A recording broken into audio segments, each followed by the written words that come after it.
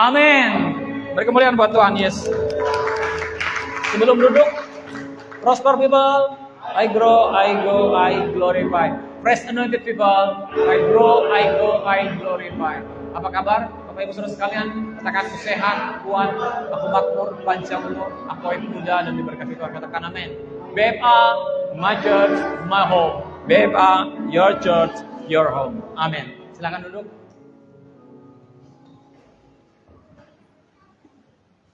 Seperti biasa, yang luar biasa, katakan aku anak kesayangan Bapa. Aku adalah orang yang diberkati Tuhan. Aku adalah kebenaran Bapa dalam Yesus. Dan aku adalah orang yang sudah dibenarkan. Karena imanku kepada Yesus. Katakan amin. Hari ini saya membagikan kepada saudara firman rema dan juga tuntunan Tuhan bagi kita yang berjudul berjalan dalam berkat Abraham. Ya, berjalan dalam berkat Abraham. Namun sebelum kita sampai ke sana, Bapak Ibu, saya mau mempertebal kembali mengajak saudara. Saya tadi ada siapkan ayat pun, sudah pun PMD tadi sudah. Ya, oke. Untuk semakin jelas memahami apa itu perjanjian lama dan apa itu perjanjian baru. Apa janji di perjanjian lama, bagaimana penerapannya dalam perjanjian baru. Ya. Nah, jikalau kita menjadikan atau menggunakan hukum berkat dan kutuk di dalam perjanjian lama sebagai panduan bagi gereja di perjanjian baru, Bapak Ibu, ya. Itu bagaikan kita mengemudi mobil atau melakukan suatu perjalanan ke Pangkalan Bun, tetapi memakai peta ke Puruk Cahu. Ya, kita memakai Google Map, buka Google Map ke Puruk Cahu, tapi tujuannya ke Pangkalan Bun. Oke, ya, oke, sesat. Ya, jadi sudah kesimpulannya sesat, sudah. Amin. Mari kita berdoa. Sudah tahu akhirnya kan? Oke. Jadi saya jelaskan lagi. Jadi jikalau kita menggunakan hukum berkat dan kutuk, kan ada hukum berkat dan kutuk kan? Nah, hari ini saya mau membuka saudara rema, mengajak saudara untuk melihat bagaimana sih maksud daripada berkat Tuhan kepada Abraham. Kita mau memaknai berkat yang seperti apa sih? Yang sebetulnya berkat yang Tuhan berikan kepada Abraham, berjalan dalam berkat Abraham. Karena di dalam berkat Tuhan yang kepada Abraham di situ juga ada kalimat-kalimat kutuk di dalamnya. Jikalau kau tidak melakukan, maka kau akan mengalami seperti ini. Nah, jadi jikalau kita menggunakan hukum berkat dan kutuk dalam perjanjian lama sebagai panduan bagi kita dalam perjanjian baru, itu tadi seperti kita mengemudi mobil menuju Pangkalan Bun, tetapi pakai peta Puruk Cahu. Tentu saja tidak akan berhasil. Ya. Bahkan tidak akan ada kota Puruk Cahu di Pangkalan Bun, ya. Nah, kecuali kalau kita ke arah hilir, Bapak Ibu, kita mau ke Jakarta, gimana ya? Kita mau mau ke Jakarta, mau ke Tanah Abang. Tapi kita tujuannya ke mana? Bukan ke hilir. Kita kan juga menemukan kota yang sama. Tapi agak suasananya desa, namanya Petak Bahandang. Kan sama-sama Tanah Abang kan? Tanah Abang ya kan? Ya, jadi seperti itu. Ya. Satunya dalam bahasa kita, satunya dalam bahasa Indonesia. Oke. Jadi perjanjian lama Bapak Ibu dapat dipahami dari dua bagian dasar. Perjanjian yang lama ya. Nah, perjanjian pertama, pernyataan yang dibuat Allah kepada Abraham. Kita buka dalam Kejadian 12 ayat 3.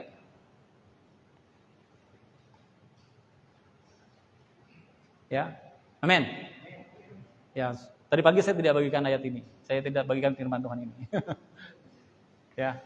Saudara yang datang 2 kali, ya puji Tuhan, kamu dapat double porsi. Haleluya. Dua hal yang berbeda.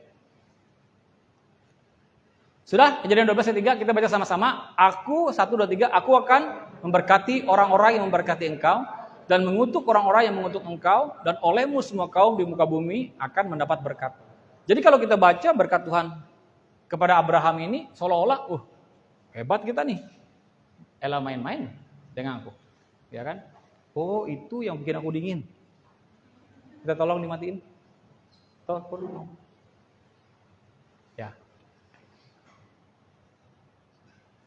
Iya, mantap. Sudah Bapak Ibu? Nah, jadi Bapak Ibu saudara sekalian, amin. Nah, jadi pernyataan yang pertama yang dibuat Allah kepada Abraham adalah bahwa aku akan memberkati orang-orang yang memberkati engkau dan mengutuk orang-orang yang mengutuk engkau, dan olehmu semua kaum di muka bumi akan mendapat berkat.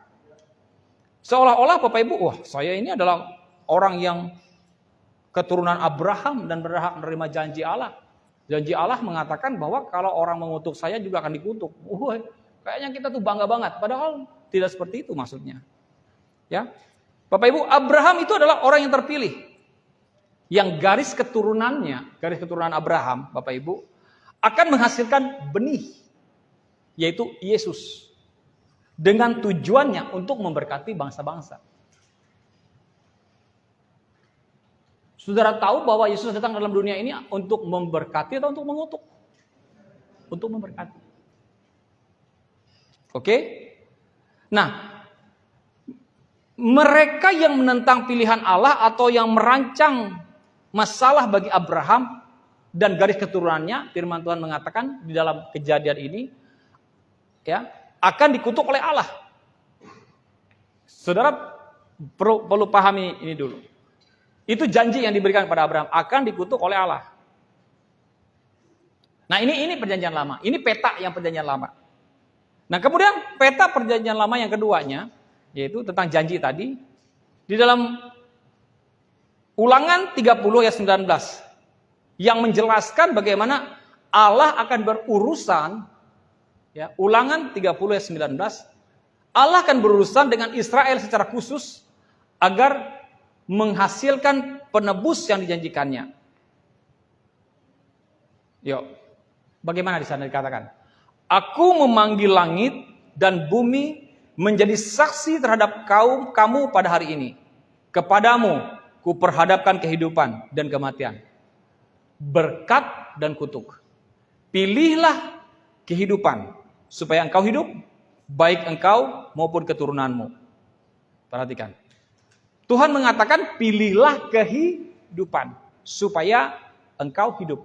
Tadi pagi saya sampaikan sedikit, Bapak Ibu, bahwa Tuhan itu di dalam dunia ini dia tidak pernah merancangkan kematian. Bahwa kematian itu tidak pernah berasal dari Tuhan.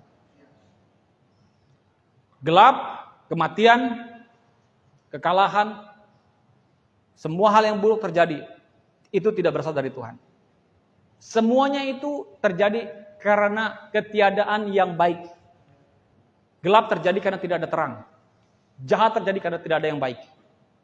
Dosa terjadi karena tidak ada yang benar. Tapi bukan Tuhan yang menciptakannya. Karena pilihan manusia. Ya, saudara sudah memahami itu. Nah, di sini kita melihat Bapak Ibu, kehendak hati Tuhan untuk umat Tuhan, untuk umatnya, untuk kita, ya. Jelas dikatakan pilihlah kehidupan. Jadi Tuhan berkehendak supaya kita memilih kehidupan. Tetapi pada saat yang sama kita mengerti bahwa perilaku bangsa Israel sendirilah yang menentukan apakah mereka akan diberkati atau dikutuk. Perilaku mereka. Betul? Ini bukan masalah perjanjian kita dan bukan pula tentang bagaimana Allah saat ini berurusan dengan bangsa-bangsa di bumi. Bukan. Ini tidak berbicara, bukan masalah perjanjian kita, ya, perjanjian antara Allah dengan kita, dan juga bukan pula tentang bagaimana Allah saat ini berurusan dengan bangsa-bangsa di bumi. Namun jika kita menggunakan perjanjian ini, perjanjian yang kedua tadi, perjanjian Tuhan kepada bangsa Israel, perjanjian Tuhan kepada Abraham, ya, Maka apa yang terjadi Bapak Ibu? Jika kita menggunakan perjanjian ini untuk memperoleh pemahaman tentang masalah dunia saat ini, kita akan menjadi bingung. Karena itu bukan peta yang tepat untuk kita sampai pada tujuan yang sesungguhnya. Di dalam Galatia 3 ayat 13. Galatia 3 ayat 13 mengatakan,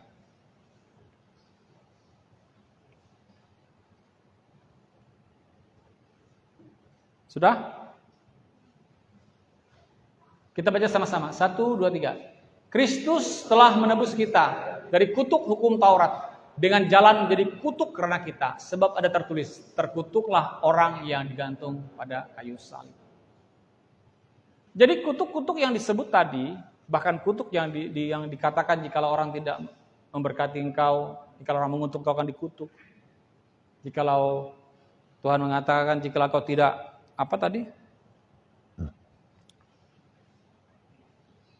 Pilihlah kehidupan jikalau supaya engkau hidup baik engkau maupun keturunanmu. Jikalau kau tidak mengikuti, firman Tuhan mengatakan kepadamu kuperhadapkan kehidupan dan kematian, berkat dan kutuk. Pilihlah kehidupan kata Tuhan. Nah, jikalau kau tidak memilih kehidupan berarti kau akan memilih kematian, memilih kutuk. Tetapi Tuhan Yesus mengatakan dia telah menjadi kutuk. Bagaimana caranya dia menjadi kutuk? Dia digantung di kayu salib. Karena firman Tuhan mengatakan terkutuklah orang yang digantung pada kayu salib. Kenapa Yesus Kristus harus menanggung? Kenapa Tuhan Yesus harus mati dengan cara tergantung di kayu salib? Pertanyaannya, jawabannya adalah supaya dia menanggung kutuk. Oke? Jadi itu cara menyelesaikannya. Segala sesuatu yang terjadi di cross, di salib itu berbicara tentang suatu pertukaran. Jadi Bapak Ibu Saudara sekalian, janji-janji yang dibuat Allah untuk bangsa Israel adalah ya dan amin. Janjinya. 2 Korintus 1 ayat 20.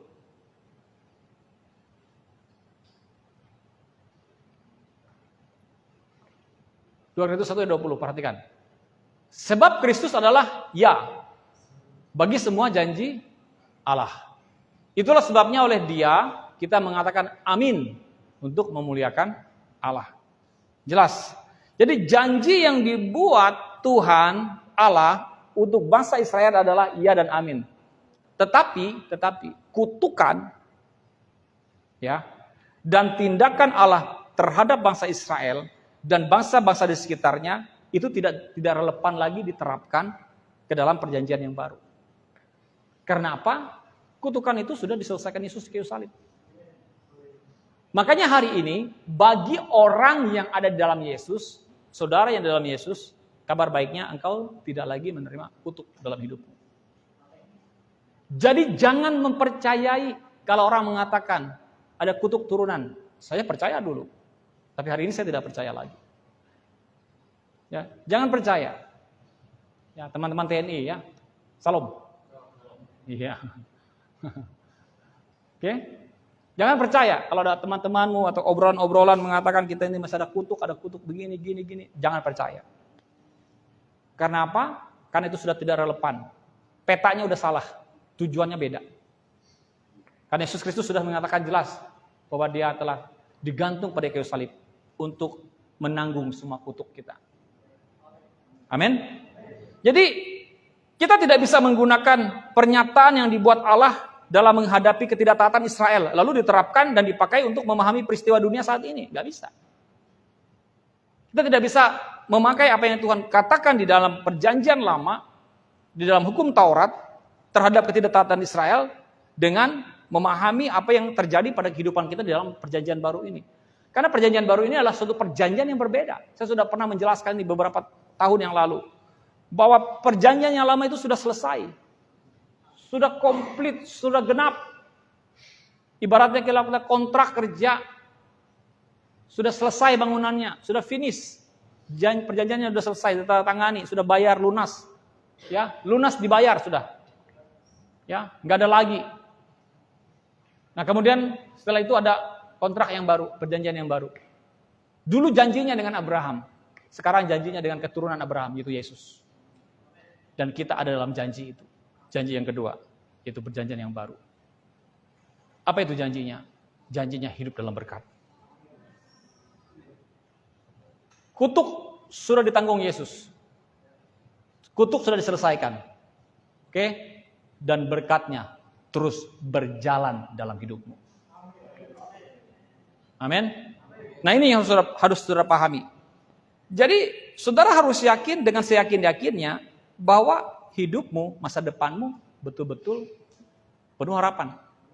Hidupmu, masa depanmu penuh dengan gilang gemilang. Hidupmu, masa depanmu penuh dengan berkat. Penuh dengan berkat. Amin. Amin, Diki. Kapan kamu dapat rumah? Tahun depan. Haleluya. Hah? 1 bulan lagi. Amin. Saudara, kalau saudara dengar firman Tuhan di gereja ini, ya, karena gereja ini akan terus memberitakan tentang hidupmu diberkati Tuhan, hidupmu diselamatkan, hidupmu ditolong Tuhan. Dan apa yang kau dengar itu akan menjadi iman dalam dirimu. Ketika terjadi iman, maka itu terjadi pada hidupmu. Amin. Karena firman Tuhan mengatakan iman timbul dari pendengaran akan firman Kristus. Amin. Jadi saudara pasti diberkati. Amin. Kita juga tidak bisa memakai pengalaman Ayub. Ya, saya mau ajak saudara untuk lihat pengalaman-pengalaman di Alkitab yang memiliki sangat sedikit pengetahuan tentang Tuhan. Ayub itu memiliki pengalaman sedikit tentang Tuhan. Jangan gara-gara di ayat awal dia katakan dia adalah orang saleh, orang benar, orang yang takut akan Tuhan, lalu kita berpikir Ayub adalah orang yang kenal Tuhan. Saya pastikan justru engkau hari ini lebih kenal Tuhan daripada Ayub di saat masa dia dicobai pada saat itu. Betul.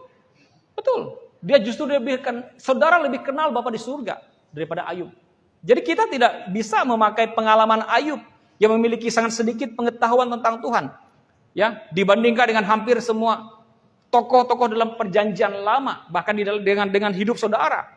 Bahkan kita pun tidak bisa menerapkan renungan Salomo tentang hidup dalam kesombongan yang tertulis dalam kitab Pengkhotbah, Bapak Ibu. Semua ini bukan wahyu Allah kepada kita sebagai ciptaan baru.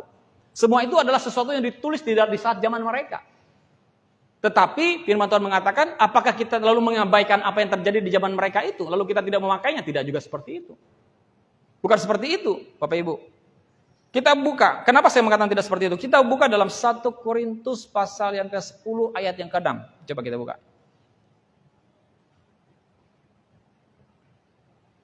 1 Korintus 10 ayat ke-6. Sama-sama kita baca, 1, 2, 3. Semuanya ini telah terjadi sebagai contoh bagi kita, untuk memperingatkan kita, supaya jangan kita menginginkan hal-hal yang jahat seperti yang telah mereka perbuat.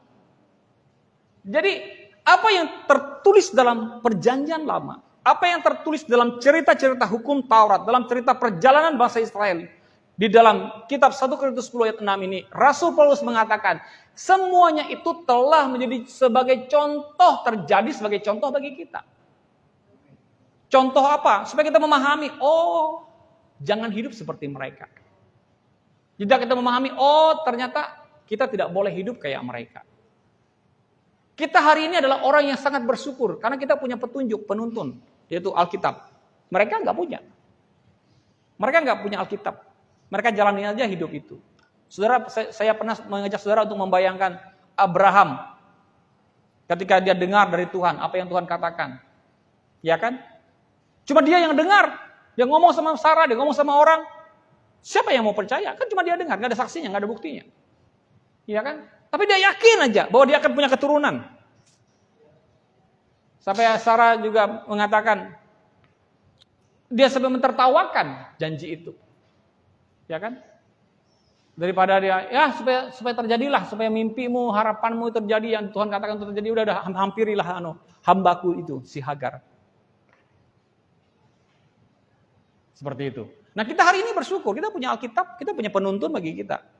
Dan makanya firman Tuhan mengatakan, semuanya itu telah terjadi sebagai contoh bagi kita untuk memperingatkan kita, supaya jangan kita menginginkan hal-hal yang jahat seperti yang telah mereka perbuat. Katakan amin. Jadi hari ini dalam hidup perjanjian baru, Yesuslah pewahyuan Allah bagi kita. Ya. Jadi sebelum sungguh-sungguh memahami tentang salib, sebelum kita sungguh-sungguh memahami tentang kelahiran kembali, lahir baru, sebelum kita memahami tentang kebenaran, tentang otoritas, tentang iman, kita akan terus akan menjual hak kesulungan kita karena kebingungan terkait dengan hubungan dengan hukum perjanjian lama. Jadi sebelum kita paham akan yang tadi itu, tentang salib, tentang kelahiran baru, tentang kebenaran, otoritas iman, kita itu akan terus menjadi orang yang menjual hak kesulungan kita, ya, menjual hak istimewa kita, menjual warisan yang kita terima dengan apa? Karena apa? Karena kita bingung bagaimana menerapkan kehidupan kekristenan ini. Kok ada berkat? Kok kutuk? Kok begini? Kok begini? Coba saudara pikir, berapa lama perjalanan hidup kita sampai titik di mana usia berapa tahun baru kita paham, oh ini maksudnya. Seperti saya sendiri juga. Setelah saya mengerti tentang firman grace kasih karunia, baru saya paham sepenuhnya bahwa tidak ada lagi penghukuman bagi orang dalam Yesus.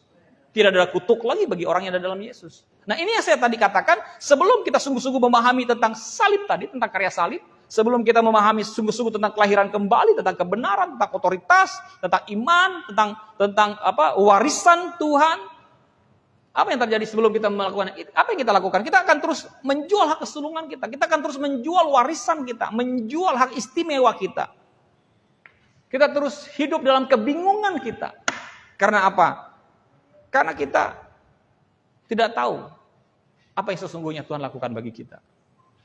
Dan itu yang menjadi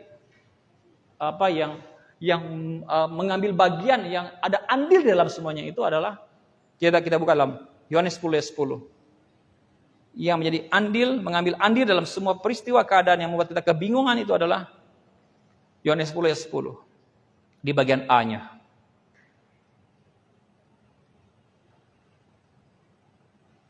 Sudah? Baca. Firman Tuhan mengatakan 1, 2, 3. Pencuri datang hanya untuk mencuri dan membunuh dan membinasakan. Sampai situ saja. Jadi iblis yang punya andil besar di dalam membuat kebingungan kita. Mencuri semuanya itu. Ingat baik-baik, Bapak Ibu. Ada gambaran firman Tuhan terkait dengan perumpamaan penabur. Ada 4 tanah yang Tuhan ajarkan. Yesus sendiri yang langsung mengajarkannya. Yang pertama, tanah di pinggir jalan. Yang kedua, tanah yang berbatu. Yang ketiga, tanah yang penuh dengan semak duri. Dan yang keempat, tanah yang baik. Oke? Kalau kita perhatikan, dari ketiga tanah ini, Bapak Ibu, saudara sekalian, saudara-saudara perhatikan, itu hampir-hampir sesuatu yang terjadi dari luar. Yang merusak, yang mengganggu, yang membuat firman itu tidak bisa bertumbuh dalam kehidupanmu. Ya memang tidak semuanya, kalau kita membaca itu tidak semuanya adalah campur tangan iblis di dalamnya. Tapi ada juga bagian iblis juga mengambil alih di situ. Oke? Yang pertama, apa dikatakan? Waktu dia jatuh di pinggir jalan, itu burung memakannya. Itu melambangkan apa? Iblis langsung mengambil firman itu. Membuat dia tidak bisa bertumbuh. Ya kan? Jatuh di pinggir jalan. Yang kedua, di bebatuan. Jatuh, terhimpit oleh bebatuan. Gak bisa bertumbuh. Apa gambaran bebatuan itu? Adalah penindasan, aniaya. Ya, saudara ditekan. Iman orang mulai hancur. Dikatakan, kamu dapat jabatan asal kamu ini. Nah, ada syarat asal kamu menyangkal imanmu atau apa. Itu penindasan. Atau kamu berada dalam sebuah situasi tetapi kamu dipersekusi, kamu dikucilkan, kamu tidak diperhatikan, kamu diabaikan karena imanmu. Sehingga akhirnya apa? Firman tidak bisa bertumbuh. Lalu kita memilih, ya udahlah aku ikutin apa yang mereka katakan. Hancur iman kita. Benih firman tidak bisa bertumbuh. Dan yang ketiga nih, bagian ketiga ini yang paling banyak terjadi pada orang Kristen. Ketakutan, kekhawatiran akan dunia. Kekhawatiran akan kekayaan, ya. Kemudian apa lagi? Ya, bagian hal-hal itu. Ketakutan, kekhawatiran akan dunia, tipu daya dunia, tipu daya kekayaan. Khawatir tentang kehidupan. Khawatir jangan-jangan saya susah. Jangan-jangan saya miskin. Jangan-jangan saya kekurangan. Jangan-jangan saya begini. Jadi berbagai macam kekhawatiran terjadi dalam kehidupan kita. Itu yang membuat firman Tuhan tidak bisa bertumbuh dalam hati kita. Dia bertumbuh saja, tapi dia nggak bisa menghasilkan sampai berbuah. Kalau nggak berbuah kan tidak bisa dinikmati. Tumbuh aja, tapi dia nggak bisa dinikmati. Tapi kalau yang keempat, dia tumbuh dengan baik sampai dia berbuah dan orang lain bisa menikmati. Wow, enak rasanya buahnya. Ya, jadi ingat baik-baik. Saya selalu mengingatkan pada saudara, iblis tidak takut dengan saudara. Tapi yang dia takuti adalah firman Tuhan yang bertumbuh di dalam hidup saudara. Dia tidak takut dengan hidupmu, tetapi dia takut firman Tuhan. Dia takut jika firman itu bertumbuh berbuah dalam kehidupanmu. Jika dia bertumbuh berbuah, maka dia tidak bisa merusak hidupmu. Dia tidak bisa mengganggu hidupmu. Dia tidak akan bisa menjatuhkan engkau. Dia tidak bisa mencuri dan membinasakan itu semuanya. Karena itu bertumbuh dalam hidupmu.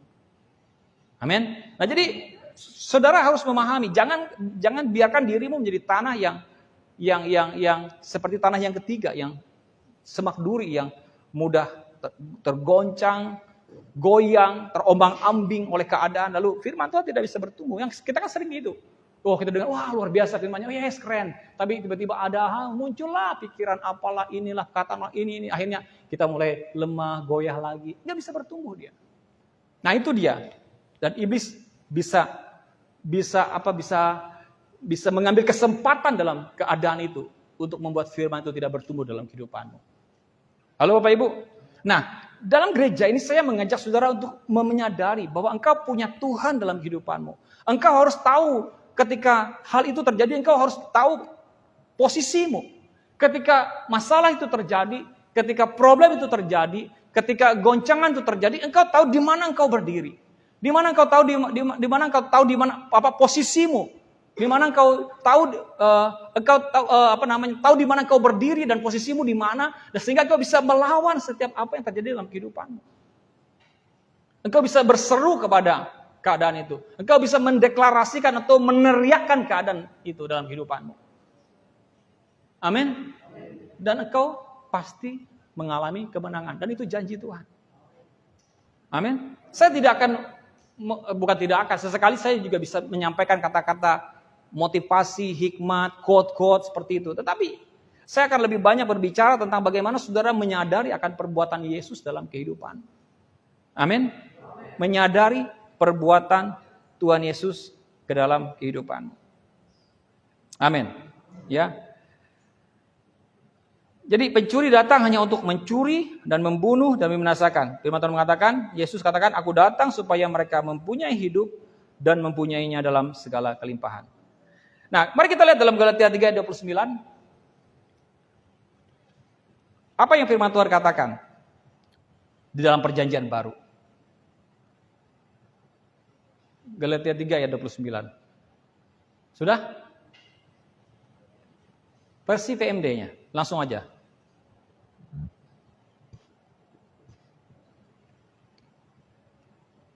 Versi mudah dibaca. Mana? Sudah?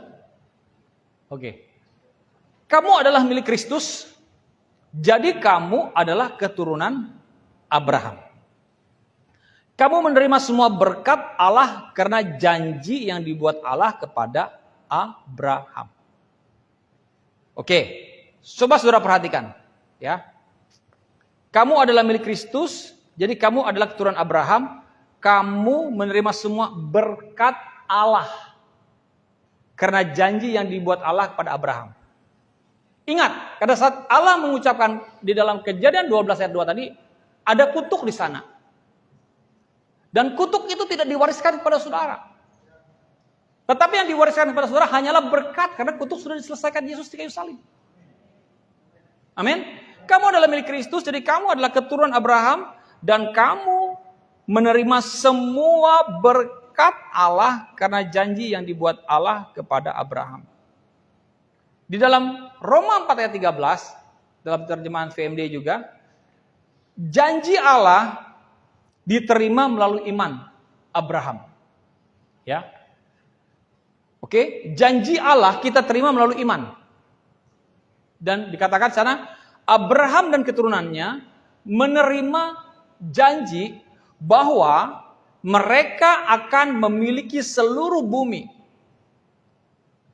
Ya, 2 minggu yang lalu kalau nggak salah saya bagian tentang kosmos ya. Mewarisi bumi, engkau adalah pewaris dunia. Mewarisi bumi. Kosmos, dunia. Oke. Abraham dan keturunannya menerima janji bahwa mereka akan memiliki seluruh bumi. Tetapi bukan karena Abraham taat pada hukum Taurat. Sehingga ia menerima janji itu. Abraham menerima janji itu karena ia benar di hadapan Allah melalui imannya. Saya mau bertanya, apakah memungkinkan bagi Abraham untuk mentaati hukum Taurat pada saat itu? Memungkinkan atau tidak? Bisakah atau tidak Abraham mentaati hukum Taurat saat itu? Hah? Bisa atau tidak? Mungkin terjadi atau tidak? Mungkin. Dini bilang tidak. Kenapa enggak? Tidak, Dini. Hah? Tidak. Betul tidak. Karena tidak ada hukum Taurat di zaman Abraham.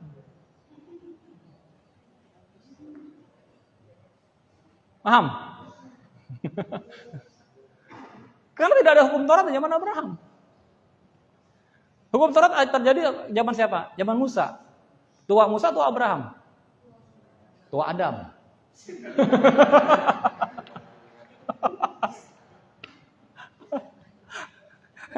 tua Adam, oke? Jadi firman Tuhan, Abraham dan keturunannya menerima janji bahwa mereka akan memiliki seluruh bumi. Tetapi bukan karena Abraham taat pada hukum Taurat. Sehingga ia menerima janji itu. Ya, jadi belum ada hukum Taurat. Jadi tidak perlu ada hukum Taurat untuk dia bisa menerima janji. Tidak perlu. Tidak perlu harus mentaati hukum Taurat untuk dia menerima janji. Enggak perlu. Jadi bagaimana dia bisa menerima janji? Dan berikutnya, Abraham menerima janji itu karena ia benar di hadapan Allah melalui imannya. Karena ia benar di hadapan Allah melalui imannya. Nah sekarang saudara dan saya, apakah kita adalah orang yang menyadari bahwa kita adalah benar di hadapan Allah? Oleh karena iman kita. Amin. Ya, engkau adalah orang yang benar di hadapan Allah. Oleh imanmu. Jadi saudara harus hari ini berdiri di hadapan Allah. Setiap hari saudara harus memandang dirimu. Tuhan, aku ini adalah orang benar. Kadang kita susah menyatakan, mendeklarasikan diri kita sebagai orang benar. Karena kita pikir, aduh saya masih bikin dosa. Stop. Tidak ada hubungannya. Karena pandangan benar di hadapan Allah itu adalah dari sudut pandang Allah, bukan dari sudut pandang saudara. Kan seringkali kita, udah aku nggak peduli apa yang kamu buat, pentingnya pokoknya kamu, wah gitu kan? Kan kadang kita seperti itu. Ibarat itu seperti kayak apa? Kasih yang dimiliki Tuhan kepada manusia itu kayak cinta yang dimiliki Tuhan kepada manusia itu adalah cinta buta. Iya kan? Dia nggak memandang apa yang kau buat. Pokoknya dia cinta sama kamu. Saudara paham maksud saya? Iya kan? Pokoknya Tuhan sayang sama saudara, cinta sama saudara, mengasihi saudara itu ibaratkan seperti orang yang cinta buta. Dia nggak peduli. Walaupun dia udah kasih tahu, oh dia tuh udah berdosa. Iblis sudah bilang, Yesus ini nih berdosa. Ya. Dikini orang berdosa. Misalnya gitu. Pokoknya Tuhan nggak peduli. Pokoknya aku sayang sama Diki. Dia anaknya aku kasihi. Amin. Yang dikasih nggak amin gitu. Aduh. Haleluya. Salah tadi orangnya ya. Contohnya seharusnya siapa tadi? Terpana Dikinya. Jadi itu ya saudara harus pahami. Nah, dalam gereja ini sudah memahami itu. Nah, kemudian ayat yang ke-14-nya, jika manusia dapat menerima yang dijanjikan Allah hanya karena taat pada hukum Taurat, iman menjadi sia-sia. Dan janji Allah kepada Abraham juga sia-sia. Jadi jika manusia dapat menerima yang dijanjikan Allah hanya karena taat pada hukum Taurat, jadi berbicara tentang taat pada hukum Taurat itu berbicara tentang apa? Ketaatanmu terhadap hukum-hukum Tuhan. Jadi saudara boleh taat kepada hukum Tuhan dan harus taat kepada hukum Tuhan, tetapi dasarnya bukan untuk menerima janji. Paham ya? Dasarnya bukan untuk menerima janji. Karena janji yang diberikan kepada saudara adalah janji yang tadi saya katakan. Pokoknya kamu terima. Itu semata-mata hanya karena kasih karunia. Kita harus memakai konsep terbalik. Kekristenan kita hari ini harus memakai konsep terbalik. Ya, bagaimana maksud saya konsep terbalik? Saya juga sampaikan ini sering kali kepada saudara. Bagaimana cara memakai konsep terbalik? Ya, kita mengasihi Tuhan karena Tuhan lebih dulu mengasihi kita. Kita tidak bisa mengasihi Tuhan kalau Tuhan lebih dulu mengasihi kita. Kita mentaati firman Tuhan, kita mentaati hukum-hukum Tuhan karena kita tahu bahwa Tuhan sudah mengasihi kita. Betul? Oke? Dan jikalau kita berbuat dosa, bukan berarti, ya, jikalau kita bikin dosa, berbuat dosa tidak taat sama Tuhan, itu tidak membuat Tuhan tidak mencintaimu. Itu tidak membuat Tuhan tidak sayang kepadamu. Jikalau engkau berbuat dosa, jikalau engkau tidak taat, jikalau engkau berbuat dosa, jikalau engkau tidak taat kepada Tuhan, lalu Tuhan tidak mengasihimu, berarti di saat itu Tuhan berhenti menjadi Tuhan. Karena kasih itu bukanlah sifatnya, tetapi Tuhan itu sendiri. Kan firman Tuhan mengatakan Allah adalah kasih. Saudara mengerti? Nah, jadi tetapi jikalau engkau berbuat dosa, jikalau kita berbuat dosa, jikalau kita berbuat ketidaktaatan dengan Tuhan, itu bukan menunjukkan Tuhan tidak mengasihimu, tidak membuat Tuhan tidak mengasihimu, tapi menunjukkan kepada saudara bahwa engkau yang tidak mengasihi Tuhan. Menunjukkan bahwa diri kita ini yang sebetulnya belum sampai pada titik memahami tentang kasih Tuhan. Nah, makanya kita seringkali, makanya kita selalu hukum transaksional, hukum timbal balik. Kalau saya lakukan ini, maka saya dapatkan ini. Kalau dulu kan seperti itu. Saya harus mengasihi Tuhan supaya Tuhan mengasihi saya. Saya harus mentaati Tuhan supaya saya diberkati Tuhan. Kan dulu seperti itu pemahamannya. Tetapi pemahaman hari ini adalah kita sudah diberkati Tuhan, maka kita mentaati Tuhan. Kita sudah dikasihi Tuhan, maka kita mengasihi Tuhan. Dan makanya hukumnya terbalik. Sesuatu yang terbalik hari ini. Dan kalau saudara berangkat dengan pengertian ini, Bapak Ibu, engkau akan melihat hal-hal yang berubah dalam kehidupanmu. Nah, saya ulang lagi. Jika manusia dapat menerima yang dijanjikan Allah hanya karena taat pada hukum Taurat, iman menjadi sia-sia. Maka imanmu pada Tuhan jadi sia-sia. Dan janji Allah kepada Abraham pun juga sia-sia. Ayat 15. Jadi, ya, ayat 15-nya, sudah. Sebab hukum Taurat hanya dapat menyebabkan kemarahan Allah. Tetapi jika tidak ada hukum Taurat, tidak ada yang tidak dipatuhi. Oke? Sebab hukum Taurat hanya dapat menyebabkan kemarahan Allah. Tetapi jika tidak ada hukum Taurat, tidak ada yang tidak dipatuhi. Ayat 16. Jadi manusia menerima janji Allah karena mempunyai iman. Oke? Jadi manusia menerima janji Allah karena mempunyai iman. Hal itu terjadi supaya janji itu merupakan suatu hadiah cuma-cuma. Ya. Manusia menerima janji Allah karena dia mempunyai iman. Hal itu terjadi supaya janji itu merupakan suatu hadiah cuma-cuma. Jika janji itu hadiah cuma-cuma, ya, semua keturunan Abraham dapat menerimanya. Janji itu bukan hanya untuk orang yang hidup di bawah hukum Musa, janji itu juga untuk semua orang yang hidup berdasarkan iman seperti Abraham. Janji itu juga untuk semua orang yang hidup berdasarkan iman seperti Abraham. Abraham adalah Bapak kita. Katakan amin. Amin. Jadi pertanyaannya Bapak Ibu, saudara perhatikan. Apa yang dijanjikan Allah kepada Abraham? Janji bahwa kita akan memiliki seluruh bumi. Yang pertama. Apa yang Tuhan janjikan pada Abraham? Yang pertama adalah bahwa Allah berjanji kita akan memiliki seluruh bumi. Dalam bahasa Yunaninya, 2 minggu yang lalu saya katakan. Kosmos dikatakan menjadi pewaris dunia. Segala hal yang baik dalam dunia menjadi bagian kita. Amin. Janji itu diberikan kepada siapa? Hal yang kedua. Firman Tuhan mengatakan, setelah kita dengar tadi, Abraham dan keturunannya. Siapa keturunan Abraham? Secara teknis, Yesus adalah keturunan Abraham. Secara teknisnya. Oke? Tetapi karena kita sekarang adalah milik Kristus, maka kita menjadi keturunan Abraham. Oke? Kemudian yang ketiga, Bapak Ibu Saudara sekalian, siapa yang dapat menerima janji tersebut? Yang dapat menerima janji tersebut, ya? Kita yang percaya, kita yang dibenarkan karena iman kepada karya Kristus di kayu salib. Bukan karena ketaatan kita pada hukum Taurat, tetapi karena kepercayaan kita kepada karya Yesus yang telah menyelamatkan kita. Amin. Jadi itu alasan, itu dasar kenapa kita menerima janji itu. Jadi apa yang menjadi berkat Abraham di sini? Ya, berkat Abraham bukan berbicara tentang kekayaan, saudara sukses, saudara berhasil. Ya, itu adalah bagian daripada berkat Abraham itu.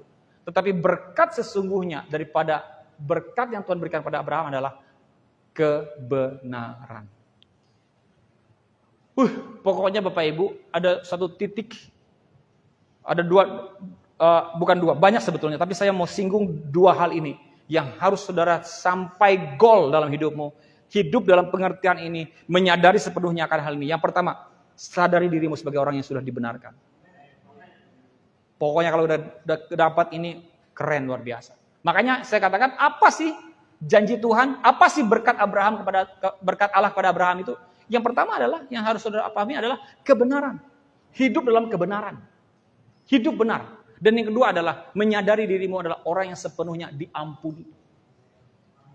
Sudah berapa bulan ini saya membagikan tentang pengampunan. Terus saya bagikan tentang pengampunan. Dengan berbagai macam sudut tentang pengampunan. Memahami tentang pengampunan. Ya mungkin hanya beberapa bagian saya mengulang-ulangnya supaya saudara semakin mengerti, menyadarinya. Mungkin khotbah yang pertama cuma lewat. Mungkin saat itu saudara ngantuk. Tidak terlalu connect. Tapi yang keduanya diulang lagi. Mungkin saudara teringat, terconnect. Ya kan? Saya kemarin juga kunjungi.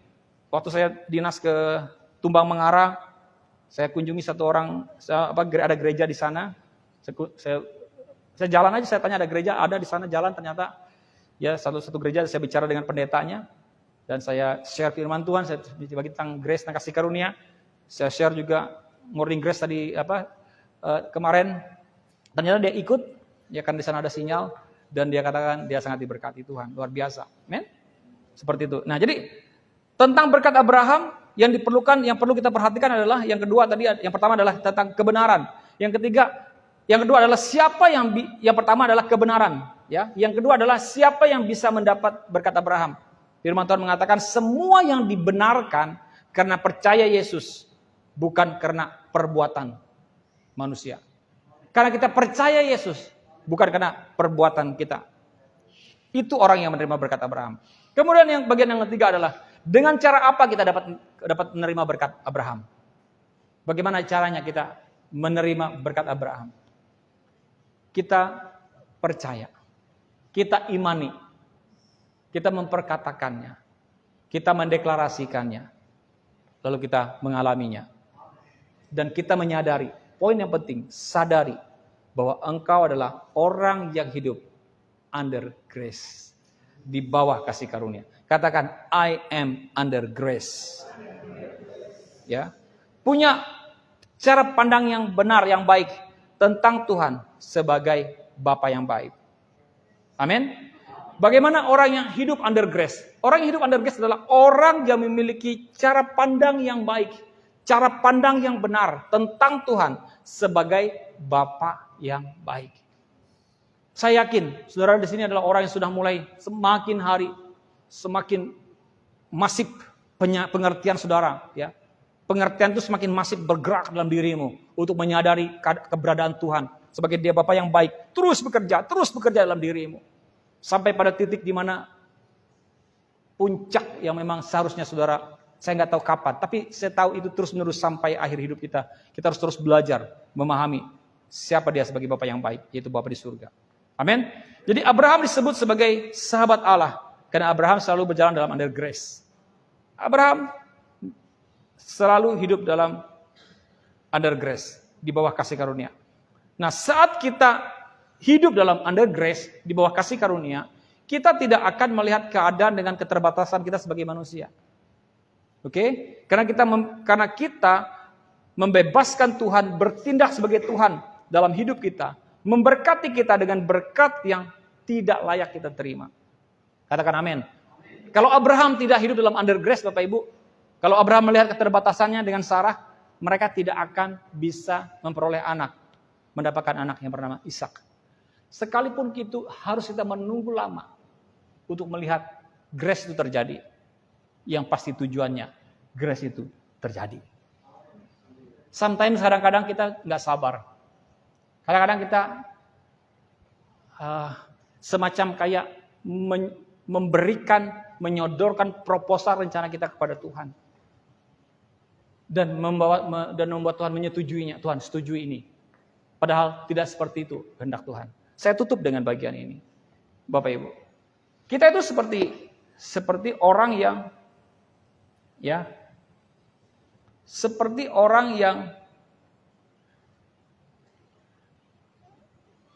membuat suatu rencana, menulis sebuah rencana kita di atas kertas, rencana hidupku, Irwanto Thomas. Menulis rencana sejak masa kecil saya akan sekian, umur sekian, saya akan begini, saya akan menjadi orang kaya, saya akan berhasil, saya akan menjadi pejabat, saya akan menjadi ini, saya akan punya keluarga, rumah tangga, bahagia, anak saya, bla bla. Begitu banyak rencana saya di sini. Ya, apakah rencana itu baik? Baik. Pasti kita tidak mungkin menulis rencana yang tidak baik kan? Kita menulis rencana umur 4 tahun saya mati, gitu nggak ada kan? Nggak ada kan? Pasti semuanya saya akan panjang umur, oke? Oke, semuanya baik ya. Betul? Dan kita sodorkan ke Tuhan. Tuhan, tolong Tuhan. Saya bawa rencana saya. Kita kan buat seperti itu. Ya kan? Kita tulis rencana kita. Dan kita minta Tuhan, Tuhan tanda tangan Tuhan. Setujui Tuhan rencanaku. Betul? Setujui rencanaku. Kita buat resolusi. Setiap tahun kita buat itu. Setujui Tuhan rencanaku. Dan Tuhan lihat rencanamu. Dan Tuhan katakan, saya membayangkan, saya tuh membayangkan seperti apa yang saya katakan ini. Dan Tuhan lihat rencana kita dan dia berpikir dalam hatinya, rencanaku sepertinya lebih baik daripada rencanamu. Ya kan? Dan Tuhan katakan, saya tidak mau menandatangani rencana yang kau buat untuk hidupmu. Bagaimana kalau seperti ini, kata Tuhan? Ini kertas, dan Tuhan sodorkan kertas kosong. Dan ditulisnya sini nama saudara, dia tulis Irwanto Thomas. Tadi kita tulis rencana Irwanto, kita tulis nama Tuhan. Tuhan sini, Jesus Christ, tanda tangan gitu. Tapi Tuhan gak mau tanda tangan. Tapi Tuhan balik. Dia kasih kertas kosong saja, dan dia tulis nama kita, Irwanto Thomas. Dan Tuhan katakan, tanda tangan. Tanda tangan ini. Dan saya katakan, Tuhan, gimana saya menandatangannya? Apa yang saya setujui? Saya tidak ada lihat rencana di situ. Ya kan? Saya tidak melihat rencana apa yang kau rencanakan. Dan Tuhan katakan, kamu tanda tangan saja. Kamu setujui saja. Dan saya yang akan menulis setiap rencana perjalanan hidupmu. Setelah engkau menyetujuinya. Saudara mengerti maksud saya? Kita itu Bapak Ibu seringkali di bagian yang pertama tadi, tidak apa-apa kita tulis rencana kita. Itu tidak salah karena bagian hidup kita juga adalah merencanakan. Tapi harus satu hal, saya dapatkan pengertian ini dalam beberapa minggu ini Bapak Ibu. Karena terus terang saya sedang belajar tentang berserah. Saya juga bahas dengan istri Ibu Sasa. Bagaimana ya berserah itu? Sampai seperti apa kita berserah? Sampai akhirnya Tuhan membuat saya mengerti tentang hal ini. Memahami tentang hal ini. Tapi saya tahu bahwa ini juga belum dalam bagaimana saya memahaminya. Bagaimana berserah. Dan saya berkata, Tuhan, saya punya rencana. Jikalau rencana saya adalah selaras dengan rencanamu, jadilah. Terjadilah seperti apa yang kau kehendaki. Jikalau rencana saya tidak seperti rencanamu, lanjutkan Tuhan. Jadikan apa yang menurutmu baik untuk hidupmu. Saya mendapat pengertian tentang berserah itu seperti itu. Dan saya mulai belajar bagaimana caranya berdoa berserah kepada Tuhan. Tuhan, saya punya rencana. Saya punya tulisan-tulisan rencana saya untuk masa depan saya. Tapi kalau engkau tidak berkenan, jikalau rencana itu adalah bukan rencana yang terbaik yang ingin kau buat untuk kehidupanku, ya Tuhan, aku ikut apa saja yang kau mau buat untuk hidupku. Amin. Amin. Bapak Ibu, saudara dapatkan itu? Saudara pahami itu? Jadi biarkan Tuhan menulis di dalam kertas kosong itu tentang rencana hidupmu untuk masa depanmu. Dan engkau setujui, Tuhan aku mau setuju dalam setiap rencana-rencana itu. Amin. Tuhan Yesus berkati.